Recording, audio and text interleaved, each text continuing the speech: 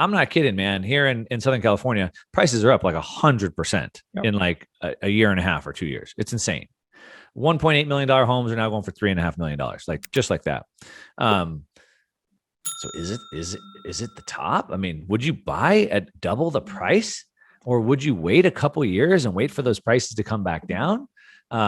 Or are they going to go till they blow? How do you think through something like that? And I know different markets are different, cyclical, linear, et cetera. But how would somebody think through that when they're thinking about buying a house for themselves as a family, but prices seem to be sky high? Do you wait or do you buy? And how do you evaluate that? Yeah. I think in the cyclical markets, meaning the West Coast of the United States, the expensive Northeastern markets, South Florida, where I live, right? If you're in an expensive market, I think there's a much greater risk to possibly things going the other way. But if you're buying in a cheap market where the housing prices are relatively low, it's a linear market. If you go to jasonhartman.com and click on the properties page on my website, you'll see properties that are in these good, solid linear markets. The insurance mark that people have against downturns, think about this.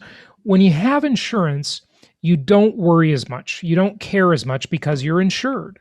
And the insurance people have is the linear markets offer good cash flow. And cash flow is very reliable.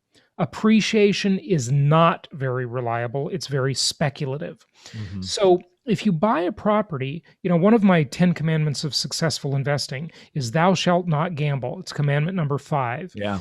And that means that the property must make sense the day you buy it or you don't buy it. Yeah, you make your money when you buy, not when you sell. Yeah, and I don't mean you're buying like under market and finding that deal that nobody can really find in real life, right? I mean the property has good cash flow characteristics. And if you do that, that's your insurance policy.